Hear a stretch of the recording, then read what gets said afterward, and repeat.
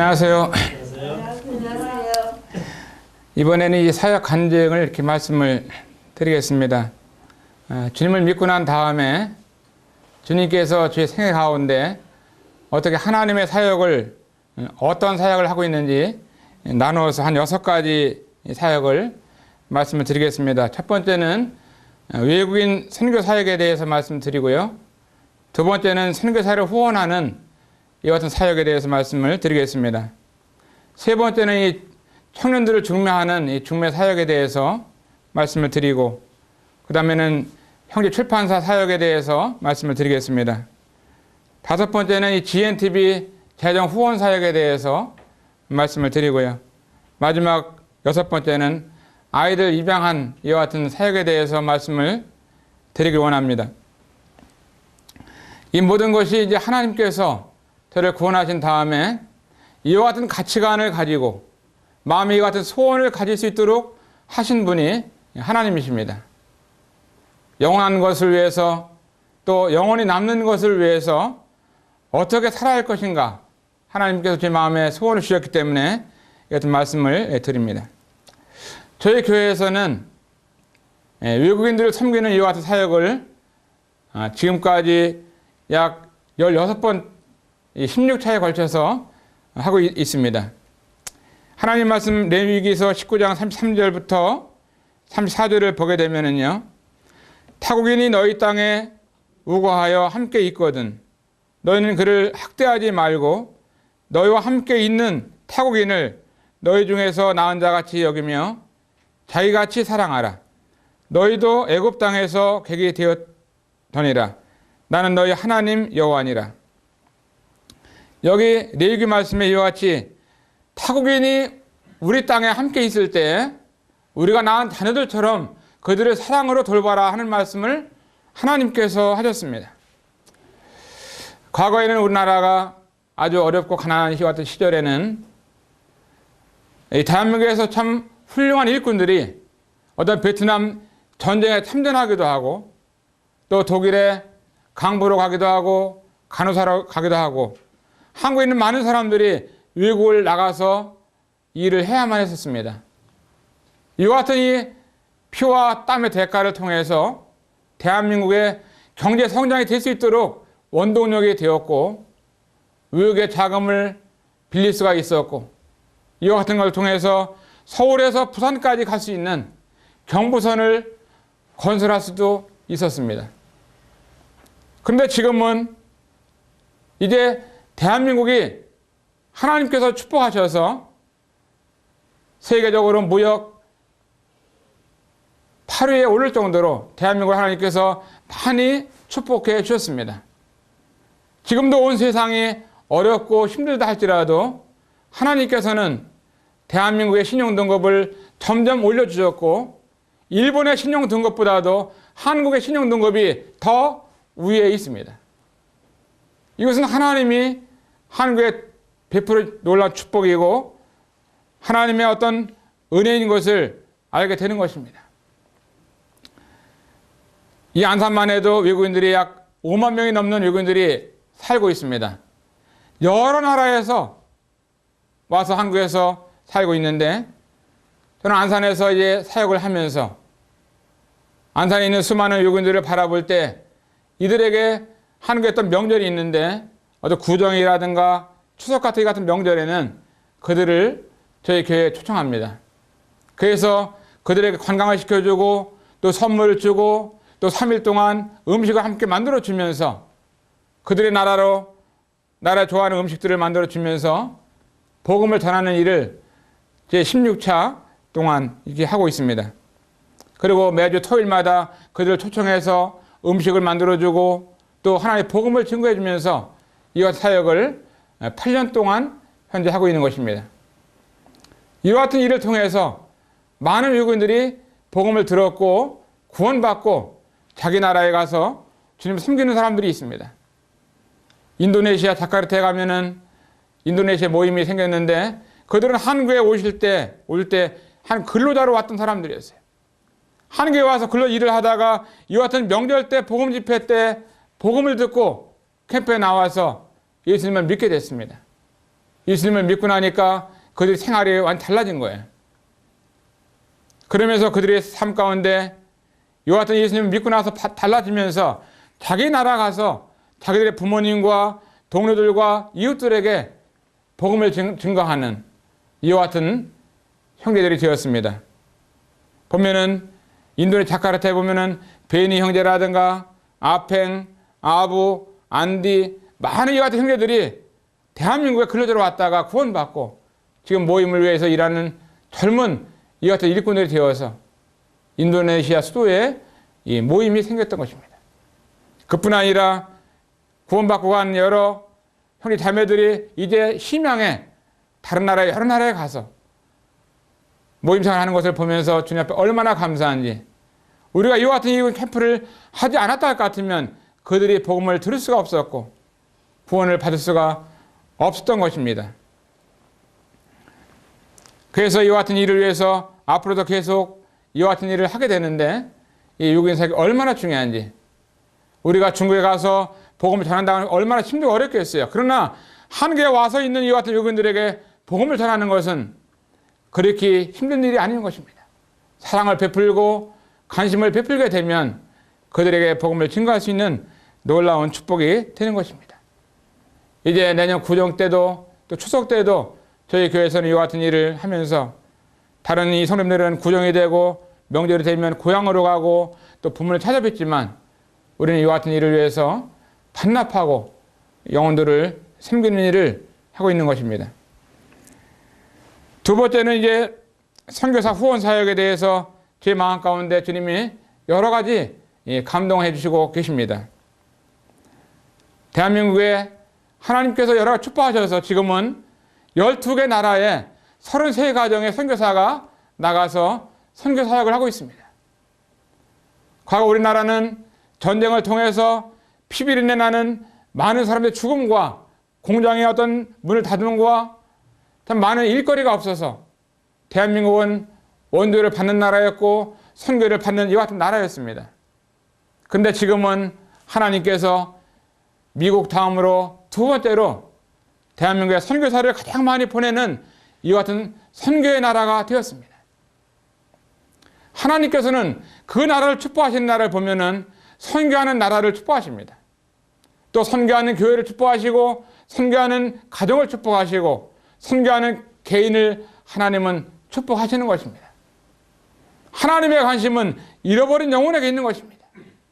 한 영혼이 잃어버렸을 때 할 때 하나님은 그 영혼을 찾기를 원하시는 것입니다. 개인이나 가정이나 교회나 나라가 이 선교에 관심이 없다 할 것 같으면 하나님은 더 이상 그 나라를 축복할 수가 없는 것입니다. 저는 이와 같은 이 하나님의 선교 사역을 바라볼 때 참으로 동티모로에, 중국에, 또 캄보디아에, 인도네시아에 여러 나라에 선교사를 보내셔서 하나님의 선교 사역을 이루는 걸 보면 얼마나 감사한지. 저는 이 선교사들을 위해서 사역이 잘 될 수 있도록 하기 위해서 협력하고 후원하고 또 동역하고 안내하고 또 초청하고 또 방문하고 이와 같은 일에 제 마음 가운데 주님이 놀라운 이 비전을 주셨고 마음에 부담을 주셨어요. 저는 이제 중국에 한 6번을 다녀왔고 또 캄보디아에 또 이와 같은 나라에 6번을 갔다 오면서 그 영혼들을 바라볼 때 정말 우리가 그들에게 가서 복음을 전하고 격려할 때 얼마나 큰 위로를 받는지 몰라요. 우리가 한국에서 생각하는 것보다도 큰 축복과 격려를 그들은 받고 있는 것입니다. 또 한 가지는 교도소에서 선교하시는 한 선교사님이 계신데 아침에 일찍 일어나서 부부가 이제 교도소를 향해 갑니다. 그 교도소 안에는 외국인들만 갇혀있는 이와 같은 교도소들이에요. 그 외국인들이 한국에 감옥에 있을 때 자기들의 부모들도 올 수가 없습니다. 형제 자매들도 그 한국 감옥에 올 수가 없어요. 너무나 멀잖아요. 그런데 이 선교사님께서는 외국인들만 찾아다니면서 복음을 전가하시는 이와 같은 일을 하시는데 얼마나 소중한 일을 하고 있는지 몰라요.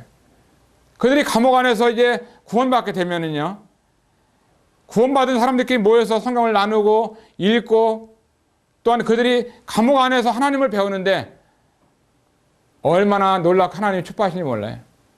그들이 출소되게 되면 자기 나라 가서 복음 전하는 하나님의 일꾼들이 되는 것입니다. 이와 같은 것을 보면서 선교사를 후원한 사역이 얼마나 중요한지, 주님이 교회 가운데 우리에게 주신 말씀은 마태복음 28장 19절에 보면은 그러므로 너희는 가서 모든 족속으로 제자를 삼아 아버지와 아들과 성령의 이름으로 침례를 주고, 그러면 너희는 가라고 주님이 말씀하셨습니다. 이 선교지에 가서 복음 전한다고 하는 것이 하나님의 명령이고 교회에 준 하나님의 명령인 것입니다. 사도행전 1장 8절에 보게 되면은 오직 성령이 너희에게 임하시면 너희가 권능을 받고 예루살렘과 온 유대와 사마리아와 땅끝까지 이르러 내 증인이 되리라 하시니라. 주님께서 우리에게 이 성령을 주셨을 때 권능을 받고 예루살렘과 온 유대와 사마리아에 나가서 땅끝까지 주님의 증인이 되는 이 사역이야말로 얼마나 놀라운 것인지 모릅니다. 지금도 선교지에서 일하시는 이 선교사들을 바라보면서 우리가 기도하고 방문하고 후원하고 이와 같은 것이 주님에게 위한 사역이라고 분별하고 있습니다. 또 한 가지 제 세계 가운데 청년들을 위한 이 중매 사역이 늘 마음에 부담이 되더라고요. 저희 교회도 청년들이 많이 있습니다만은 청년들을 한 분 한 분 이 가정을 믿음 안에서 갖는다고 하는 것이 너무나 큰 축복이잖아요. 우리가 이 땅에 태어나서 맨 부모님을 만나고요. 두 번째는 이제 배우자를 만나게 되고, 또 세 번째는 하나님을 만난다고 하는 것이 인생으로서 얼마나 놀라운 축복인지 알 수 없습니다. 제가 이제 어떤 장로님들한테 중매를 해달라고 부탁을 받아요. 그럼 저는 이렇게 얘기합니다. 장로님, 제가 교회에 그 청년 이름도 모르고 얼굴도 모르고 나이도 모르고 핸드폰도 모르고 뭐 배경도 모르는데 어떻게 중매를 해요? 저를 초청해가지고 한번 하게 되면 만나서 만나보고, 이 형제님은 누구한테 하면 좋겠다, 이 자매님은 누구한테 중매하면 좋겠다, 이렇게 이 생각이 나는 것이지 그냥 이렇게 중매해달라고 되느냐고. 그래서 어느 날인가 서대문 교회를 초청을 받았습니다. 이제 2시간에 걸쳐서 말씀을 교제를 하고 오후에 이제 그 청년들을 한 분 한 분 소개를 해주는 거예요. 그래서 저는 명단에다 이름을 적고 또 얼굴도 보고 또 사진도 하나 찍어 갖고 오고 해서 그래서 몇 사람을 소개를 받았는데 2사람을 이제 소개를 받았습니다. 그 2사람을 딱 생각을 해보니까 이 자매님은 누구하고 하면 좋겠다 하는 것이 딱 생각이 딱 나더라고요.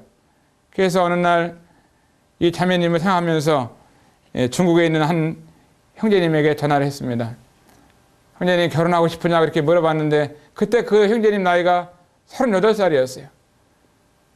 38살이었는데 아직 결혼하지 못하고 있었습니다.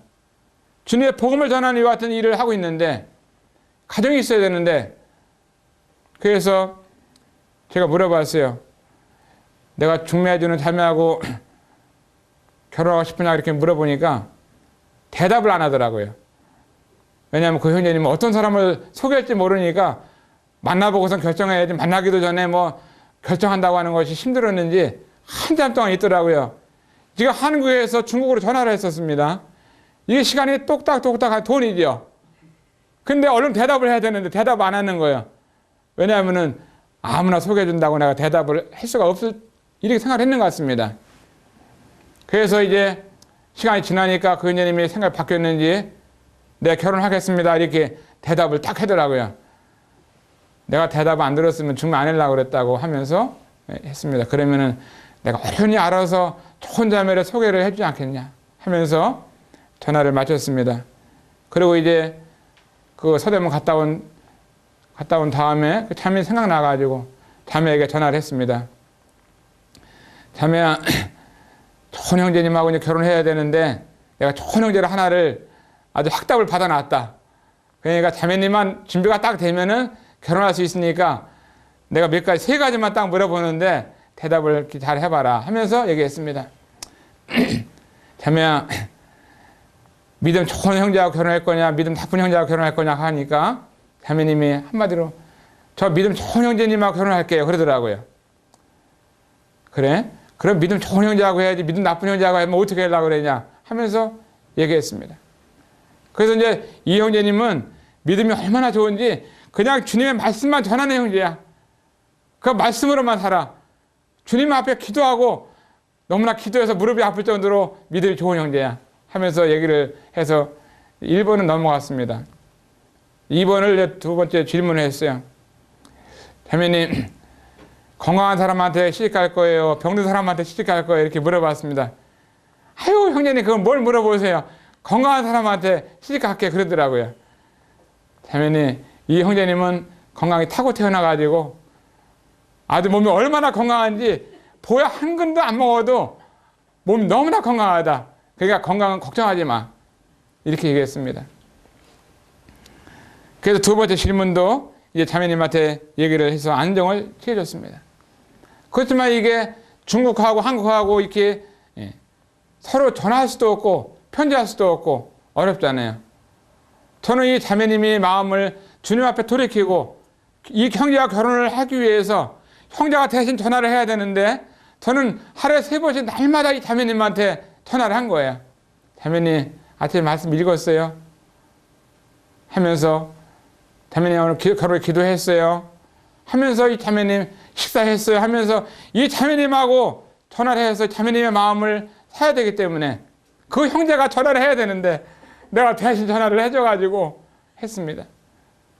어느 날인가 이제 안산에서 만나게 됐는데 형제님이 터미널에서 딱 서 있었습니다. 자매를 제가 데리고선 터미널 앞에 가는데 이 자매님이 기절을 하는 거예요. 아이고!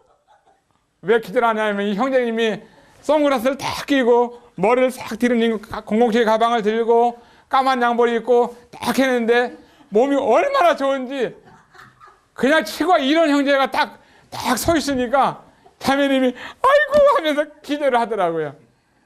아, 자매야, 내가 정말 처음부터 건강하다 그러고 힘 좋다 그랬잖아. 덩치도 좋고 자매님 맨날 안아주고 그럴 형제니까 걱정하지 말아라. 애기 나면은 이 형제님이 가방 들고 애기 안고 그럴 거니까 그런 건강한 사람한테 가야지. 이렇게 얘기했습니다. 그래서 이제 먼저는 밥을 먹은 다음에 중매를 해야 되니까 식당으로 들어갔어요. 배가 불러야지 뭐든지 잘 되는 거예요. 배고플 때는 설거도 안 되고 중매도 안 됩니다. 그래서 이제 밥을 먹으러 식당으로다가 갔는데 가서 이제 참 맛있는 한식을 먹었습니다. 배가 부른 다음에 또 걸어 다녀야 되잖아요. 그래서 공원을 데리고 갔어요. 공원. 안산에 보면은 갈대 습지공원이라고 있는데 아주 그 갈대 습지공원에는 그 막 30만 평이 갈대로만 딱 숨어져 있는 습지공원이 있어요. 얼마나 좋은지 몰라. 새들이 날아다니고 갈대가 춤을 추고 있고 젊은 아직 결혼하지 않은 형제 자매가 걸어 다니면서 얘기를 하게 되는데 중매가 안 될 사람도 거기 와서 걸어 다니다 보면은 다 중매가 되는 거예요. 그 한 바퀴를 팽 돌고 오면서 형제한테 물어봤습니다. 먼저 형제한테 물어봐야죠. 형제님, 어떻게 이 자매가 마음에 들어요? 그러니까 아유, 자매가 마음에 들어, 딱 마음에 들어요 그러더라고. 자매는 아주 좋은 자매죠. 아버지가 교장 선생님이십니다. 그래서 이 좋은 자매님을 이제 형제님께서 마음에 든다고 그러시더라고요. 그래서 자매가 또 물어봤어요. 자매야, 형제가 자매 마음에 든다는데 자매는 어때? 그러니까 아, 형제가 좋다라면 좋죠. 뭐 저도 참 이렇게 얘기를 했습니다. 좀 걸어다 보니까 거기 꽃핀 이 꽃반지들이 이렇게 꽃이 있더라고요. 이 선교사님은 돈이 없어서 금반지는 못 해주고 꽃반지는 여기서 해줄 테니까 오늘 여기서 그냥 꽃반지 하나 끼고 이렇게 서로 약속하면 어떠냐 하면서 해가지고 그 형제님께서 이제 꽃반지를 해서 껴줬습니다. 그렇게 해서 이제 결혼한 지 한 2년 됐는데요.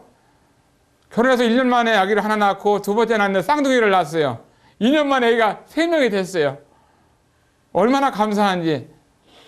저는 그 선교사님을 중매하면서 또 주례도 하고 선교사 파송식 때도 안내하고 또 안내 후원하기 위해서 함께 이 형제를 데리고 다니면서 안내하고 주님 앞에 너무나 감사하더라고요. 지금도 광주에서 있는데 주님 앞에 계속 복음 전하는 일을 하는 이 형제님을 보면서 주님 앞에 감사한 마음이 있습니다. 여기뿐만 아니라 우리에게 여러 형제들이 많은데 형제 자매들에게 이게 서로 가정을 이룰 수 있도록 말씀해주고 또 중매해주고 이와 같은 일에 늘 부담이 되고 있습니다. 세 번째는 이어서 중매 사역을 말씀드렸고요. 네 번째는 형제 출판사를 운영해 오면서 이와 같은 이 출판 사역을 통해서 주님의 교회와 한국 모임에 조금이라도 유익이 되기 위해서 이와 같은 신앙 서적을 하나씩 만들고 있습니다. 약 17년 전부터 한국에 오셨던 이 존 쿠리안 형제님이 계신데 하나님의 사람이 전한 이 말씀을 가지고 1시간 말씀 전한 그것을 다시 번역을 해서 이제 1시간 분량을 책을 만들다 보니까 책이 얇고 활자가 크게 나올 수 있어가지고 저나 저희 아내나 다른 분들에게 많은 유익을 주고 있습니다. 주님께서 이와 같은 책을 통해서도 영적으로 성장할 수 있도록 하나님께서 축복해 주시는데 지금 나오는 책들을 보게 되면은 다 책이 두껍고 활자가 작고 해서 시력이 나쁜 분들은 볼 수 없을 정도로 어려운 분들이 많이 있는 것들을 보면서 노인들을 위해서 또 시력이 안 좋은 분들을 위해서 영적인 책을 읽어야 되는데 이와 같은 것들을 위해서 출판 사역을 하고 있습니다. 다섯 번째는 이제 말씀드리고 싶은 것은 GNTV 이런 방송 사역에 대해서 제가 주님 앞에 은혜를 받았고 또 저를 통해서 조금이라도 유익이 된다고 하면은 이 일을 돕는 일을 하고 있습니다. 우리가 이제 TV를 보게 되면 여러 방송이 많이 나옵니다만은 그러나 이 많은 방송 가운데서 이 생명을 증거하고 하나님 말씀을 증거하고 또 진리의 말씀을 증거하는 이 복음 방송은 그렇게 많이 있는 것이 아니에요. 이 GNTV 방송이야말로 하나님의 복음을 올바르게 증거하는 이런 방송이라고 믿고 있습니다. 하나님이 원하시는 하나님 말씀을 잘 증거하는 이 방송을 하고 있습니다. 이 방송을 통해서 인터넷을 통해서 또한 TV를 통해서 많은 분들이 볼 수 있는, 들을 수 있는 이 방송이야말로 하나님의 방송이라고 말씀을 드릴 수 있습니다. 현재는 한 646명의 후원자를 갖고 있습니다. 한국의 여러 교회들이 이와 같은 일에 후원하고 있는데 우리는 이와 같은 일에 1000가정이 후원할 수 있기를 기도하고 있습니다. 지금 현재 3년이 되었습니다만은 하나님께서 축복해 주셔서 약 360가정이 더 후원할 수 있다고 하면은 이 방송이 재정적으로 안정이 되어서 잘 하나님의 방송을 할 수 있다고 믿고 있는 것입니다. 우리 주님께서 이 땅에서 죽은 뒤 다시 부활하신 다음에 이 베드로는 어디 갔냐면은 물고기를 잡으러 갔습니다. 베드로 물고기 잡으러 갔는데 그 주님을 부인하지 않겠다고 하고 주님의 제자였는데 금방 이 믿음이 식어져 가지고 물고기를 잡으러 갔어요. 근데 그 밤이 맞도록 고기를 잡지만 베드로는 한 마리의 고기를 잡지를 못합니다. 왜 고기를 못 잡을까요? 이 베드로는 거기서 이제 갈릴리 바다에서 고기를 잡던 어부였습니다. 직업대로 보면은 많은 고기를 잡아가지고 자기가 먹을 뿐만 아니라 또 팔 수도 있고 또 이걸 팔아가지고 돈을 벌어서 가정을 위해 살 수 있는 이와 같은 것에 어떻게 보면 도가 텄다고 할 수 있는 이와 같은 베드로였는데 그날 밤에는 한 마리의 고기를 잡지 못했습니다. 주님을 떠나서 베드로가 고기를 잡으러 간 것입니다. 주님을 따라가던 이 베드로가 주님을 따르지 아니하고 물고기를 잡으러 갔어요. 물고기가 없어서 고기를 잡은 것이 아니라 저는 그때 이렇게 생각합니다. 하나님께서 물고기들에게 이렇게 말씀했다고 봅니다. 베드로가 나를 떠나서 너희들 잡으러 갔으니까 너희들 잡으면 안 되니까 나를 떠나 주님을 떠나서도 뭐 할 수 있다 하면은 안 되니까 베드로를 지금 가르쳐 줘야 되는데 물고기들아 내가 너희들한테 얘기하니까 저 마트에 가서 있으라고 이렇게 주님이 물고기들한테 말씀한 것 같아요. 그래 주님이 이제 베드로를 만났을 때 한 마리도 잡지 못했다고 이와 같은 얘기를 하니까 베드로야 배 오른편에다 그물을 던지라고 이렇게 주님의 말씀을 듣고 베드로가 던지게 되는 이 같은 모습을 보게 됩니다. 그때 이제 주님께서 그때 주님의 말씀을 듣고 그물을 던질 때 고기를 잡혀야 되기 때문에 주님께서 고기들을 불렀습니다.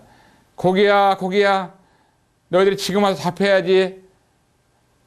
베드로가 내 말을 듣고 순종하는 것이 복이라는 것을 깨닫기 때문에 주님이 그때 고기를 불렀다고 저는 믿고 있습니다. 큰 고기들이 먼 데서 있다가 얼른 배 오른편에 다 모여 있었어요. 그때 베드로가 그물을 던지게 되었습니다.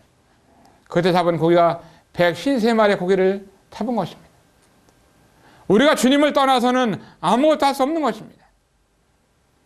주님의 말씀에 순종해서 할 때에 우리가 복을 받을 수 있는 것입니다.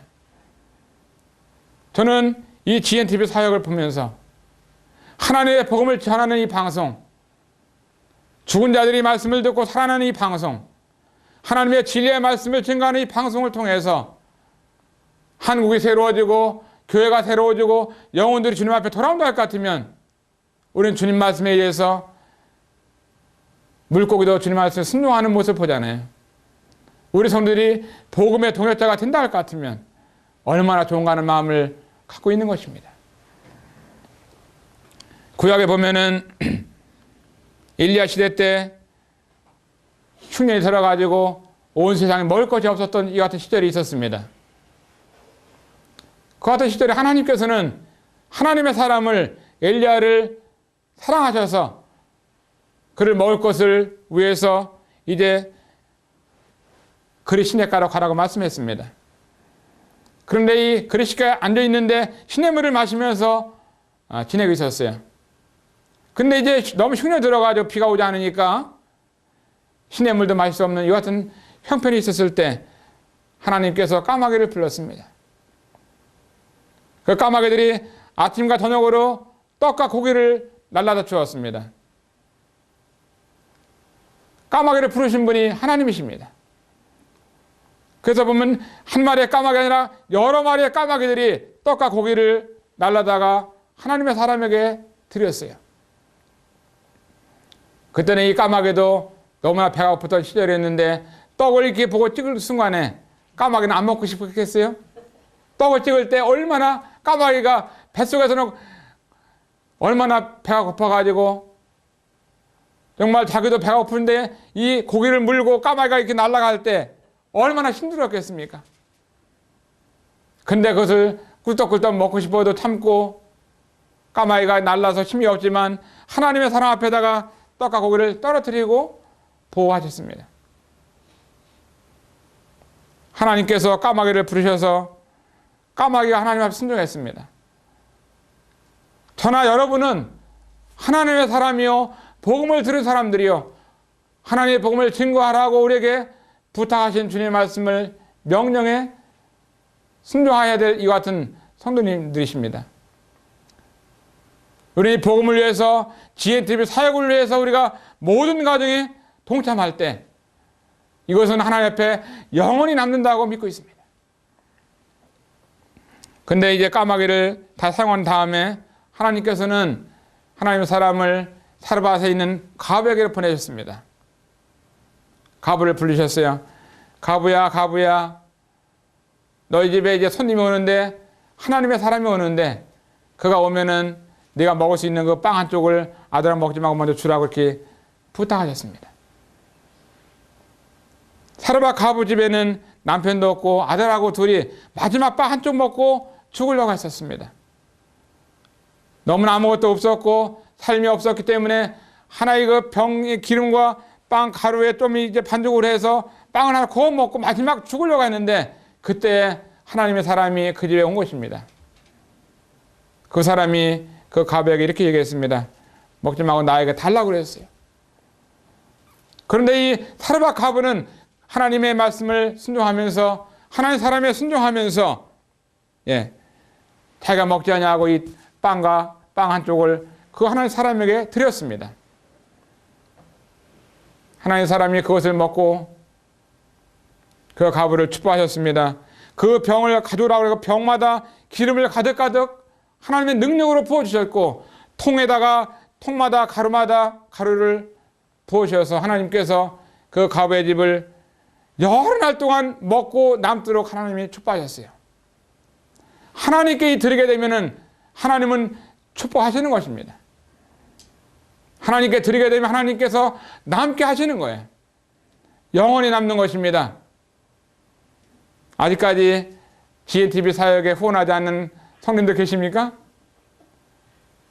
한국 교회 가운데 230군데 가운데 하나님의 이 GNTV 방송 사역에 아직까지 후원하지 않는 이 같은 교회가 있다고 하면은 새해부터 우리가 마음을 같이 해서 이 방송을 위해서, 이것은 저 개인의 사업도 아니고 또 다른 분의 사역도 아니라 하나님의 방송인 것을 우리가 볼 때 우리는 함께 해야 되는 것입니다.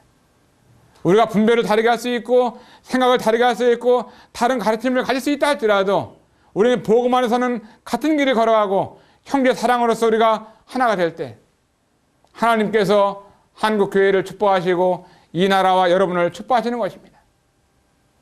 사라와 가부가 순종했다 할 것 같으면 가부보다 더 가난한 사람이 있겠어요? 한 끼 먹고 죽기를 원하는 마지막에 살바 가부도 빵 한 쪽을 하나님께 드렸다 할 것 같으면 우리는 주를 위해서, 복음을 위해서, GNTV 방송 사역을 위해서 우리가 마음을 같이 해야 된다고 분별하고 있는 것입니다. 한글을 알지도 못하는 까마귀도 순종해서 까깍 하면서 날아다니면서 까마귀가 고개를 물고 기운이 없는데 배가 고픈데 날아가면서 하나님의 사랑 앞에 떡과 고기를 주었다 할 것 같으면 우리가 까마귀보다는 나아야 되지 않겠어요? 물속에 있는 큰 물고기가 주님이 부르시는 그 부름 앞에서 하면서 그냥 속도를 내서 나왔잖아요. 요나가 하나님 말씀을 불순종해서 도망갈 때 어디 갔습니까? 바닷속에 빠졌습니다. 빠지는 순간에도 하나님은 사랑이 있으셔가지고 빠지는 순간에 큰 물고기 한 번에 큰 물고기가 요나를 삼켰습니다. 그냥 우연히 된 것이 아니라 큰 물고기를 하나님께서 부르셔가지고 요나가 떨어지는 순간 바다에 빠져 죽지 아니하고 살쪄죽게 하기 위해서 큰 물고기를 부르셨을 때 큰 물고기가 하면서 속도를 내어서 요나를 한 번에 꿀떡 삼키기 위해서 왔어요. 이를 깨물지도 아니하고 한 번에 꿀떡 삼켜야지 요나가 큰 물고기 속에서 3일을 지내했던 것입니다. 물고기 뱃속에서 3일 동안 얼마나 하나님 회개했는지, 하나님 말씀을 불순종하면서 살았던 것이 얼마나 후회했는지 요나는 3일 동안 회개를 했던 것입니다. 아직까지 이 GNTV 방송사에게 후원하지 아니하고 주님 말씀 하라고 하는데도 하지 아니하고 하지 말라는 것은 한다고 할 것 같으면 어떻게 되겠어요? 요나가 물고기 뱃속에 들어갔다면 우리가 물고기 뱃속에 들어가지 말라는 법이 있겠어요? 하나님의 이 복음을 위해서 우리가 동참할 때 내 생각이 다르고 내 분별이 다르다 할지라도 우리는 복음 안에서 우리가 분별해서 후원할 때 하나님이 우리를 축복하시고 도우신다고 믿습니다. 또 한 가지 하나님께서 저에게 축복하신 이 사역에 대해서 말씀을 드리면 저희들이 결혼하고 나서 하나님께 자녀들을 주지 않으셨습니다. 오늘 이와 같은 간증을 하고 말씀을 드릴 때 제가 왜 여기 와서 이 같은 간증을 할 수 있도록 하나님께서 부르셨느냐. 고아를 7명을 입양해서 키우고 있는데요. 아마 이와 같은 것들이 뭐 좋은 간증이 되는지 그래서 아이들도 7명씩 입양해서 간증을 키우고 있는데 와서 간증 좀 하라고 부르신 것 같아요. 저뿐 아니라 이와 같이 입양하시는 분들이 한국에 여러 명이 계신데 저보다 더 많은 일들을 하시는 분들도 계십니다. 그러나 이와 같이 자녀들 하나하나를 입양해서 키운다고 하는 것이 결코 쉬운 것이 아니잖아요. 야고보서에 보면은 하나님께서는 고아와 가부를 환난 중에 돌아보는 것이 참된 경건이라고 말씀하셨습니다. 이 땅에서 누가 불쌍하냐? 아버지 어머니 없는 고아들이 불쌍한 것입니다.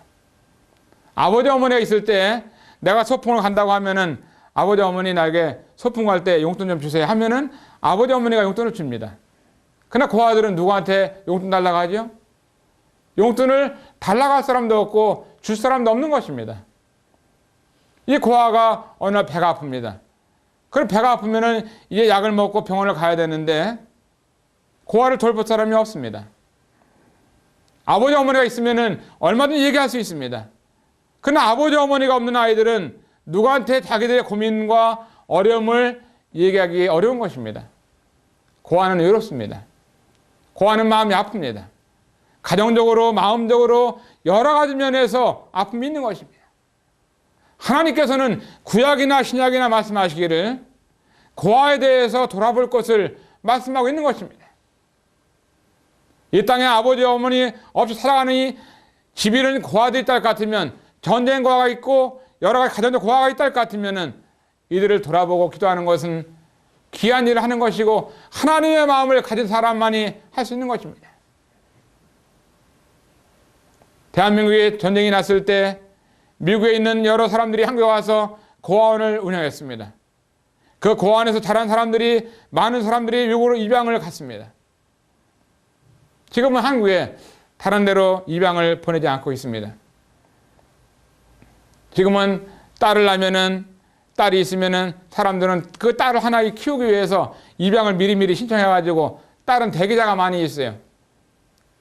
뭐 그냥 딸 키우는 것이 하초 키우는 것처럼 생각하는지 모르겠습니다만은 그렇게 생각해서는 안 됩니다. 고아의 영혼이나 또 정식 영혼이나 보면은 한 영혼의 가치가 똑같은 것입니다. 남자의 영혼이나 여자 영혼이나 정상적인 사람의 영혼이나 고아의 영혼이나 영혼의 가치가 하나님 앞에 같은 것입니다. 한 영혼 한 영혼을 생각할 때 이 고아들을 하나님의 사랑으로 돌보고 또 고아들을 위해서 관심을 갖고 고아들을 위해서 후원하고 기도하는 이와 같은 일을 한다고 하는 것은 하나님 앞에 얼마나 소중한지 몰라요.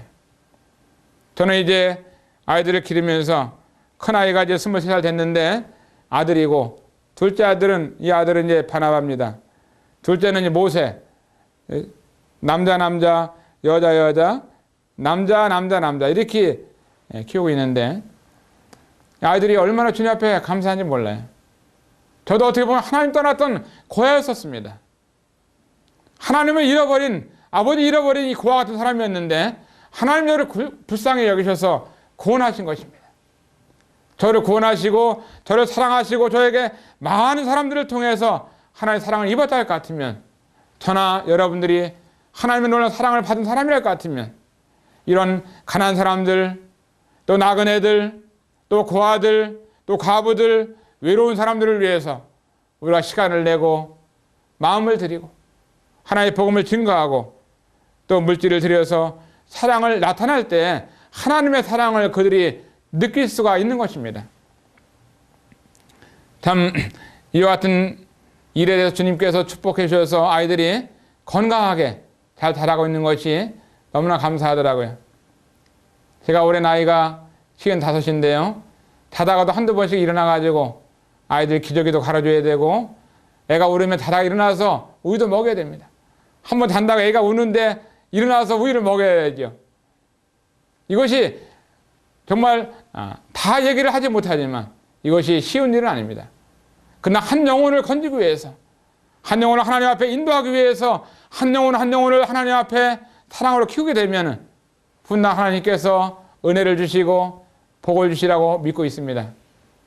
그래서 저뿐 아니라 이것은 하나님의 사역이고 하나님의 일이라는 마음을 갖고 저나 여러분이 이와 같은 일에 합심하고 함께 격려하고 또 위로하고 또 이와 같은 마음을 같이 해준다 할 것 같으면 하나님 앞에 놀라운 일이라고 믿고 있습니다.